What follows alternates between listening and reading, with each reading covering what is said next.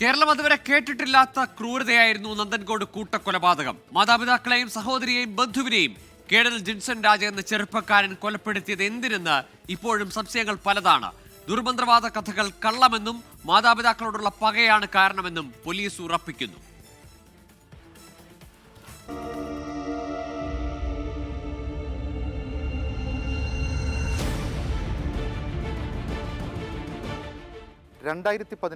April 8 cliff ഹൗസിന് സമീപത്തെ Baynes കോമ്പൗണ്ടിലുള്ള 117 number വീട്ടിൽ നിന്നും പുക ഉയർന്നു. അയൽവാസികൾ ഫയർഫോഴ്സിനെ വിവരമറിയിച്ചു. ഫയർഫോഴ്സ് എത്തി വാതിൽ തുറന്നപ്പോൾ കണ്ടത് 4 മൃതദേഹങ്ങൾ. പ്രൊഫസർ രാജ തങ്കം, ഭാര്യ ജീൻ പത്മ, ഇവരുടെ മകൾ കരോളിന, ബന്ധുവായ ലളിത.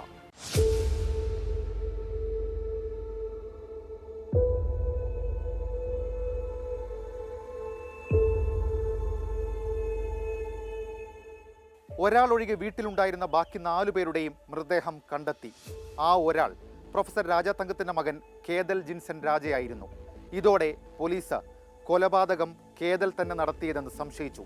അങ്ങനെ തമ്പാനൂർ റെയിൽവേ സ്റ്റേഷനിൽ വെച്ച് കേദൽ ജിൻസൺ രാജയെ പോലീസ് കസ്റ്റഡിയിലെടുത്തു.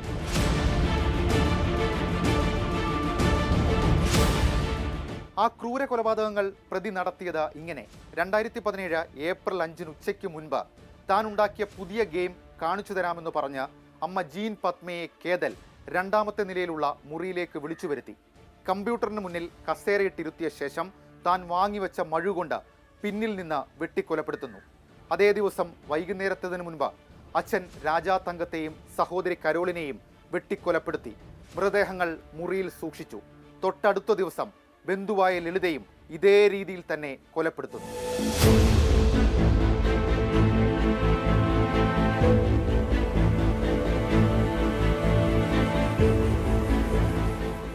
പോലീസിന്റെ ചോദ്യം ചെയ്യലിൽ ആ 4 കൊലപാതകവും താൻ തന്നെയാണ് നടത്തിയതെന്ന് കേദൽ ജിൻസൺ രാജ സമ്മതിച്ചു. പക്ഷേ മറ്റൊരു വിചിത്ര കഥ കൂടി അയാൾ പോലീസിനോട് പറഞ്ഞു. ആസ്ട്രൽ പ്രൊജക്ഷൻ, സ്വർഗപ്രവേശന ആഭിചാര വിദ്യ. ആദ്യമൊന്ന് ഞെട്ടിയെങ്കിലും പിന്നീട് പോലീസ് ശാസ്ത്രീയ മനോരോഗ ചികിത്സയ്ക്ക് കേദലിനെ വിധേയമാക്കി. കേദലിന് മാനസിക പ്രശ്നമില്ലെന്ന് ശാസ്ത്രീയ പരിശോധനയിൽ തെളിഞ്ഞു.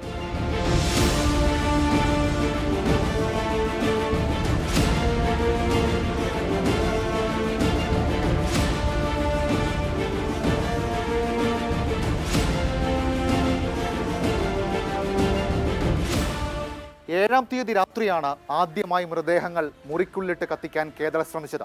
വീട്ടിലുള്ളവരൊക്കെ വീട്ടിൽ തന്നെ ഉണ്ടെന്ന് വരുത്തി തീർക്കാൻ കേദലിൻ്റെ പലതരത്തിലുള്ള ശ്രമങ്ങൾ, നുണക്കഥകൾ. ഇതിൻ്റെയൊക്കെ അവസാനം 8ാം തീയതി കേദൽ മൃതദേഹം വീടിനുള്ളിട്ട് കത്തിക്കാൻ ശ്രമിക്കുന്നു. അതിനിടയിൽ തീ മുറിയിലേക്ക് പടരുന്നു. ഈ ക്രൂര കൊലപാതകങ്ങളുടെ കഥ പുറം ലോകമറിയുന്നു.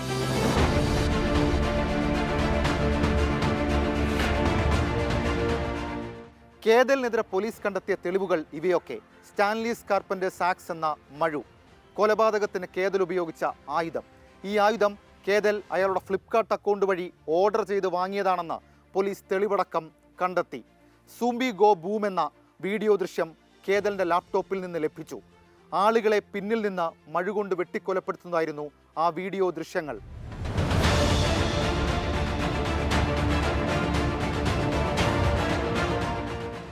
സംഭവബഹുലമായിരുന്നു നന്ദൻകോട് കൂട്ടക്കൊലപാതകത്തിൻ്റെ അന്വേഷണവും വിചാരണയും ഒക്കെ. ഇതിനോടകം തന്നെ പല സിനിമകൾക്ക് കേദൽ ജിൻസൺ രാജയും നന്ദൻകോട് കൂട്ടക്കൊലപാതകവും ആധാരമായിട്ടുണ്ട്. സ്വന്തം മാതാപിതാക്കളെ ഉൾപ്പെടെ കൈവിറയ്ക്കാതെ കൊലപ്പെടുത്തിയ ക്രൂരതയ്ക്ക് എന്ത് ശിക്ഷ കിട്ടുമെന്നതാണ് ആകാംക്ഷ. ക്യാമറാമാൻ സിറിലിനും അരുണിനുമൊപ്പം ഷഫീദ് റാവുത്തർ, 24 തിരുവനന്തപുരം.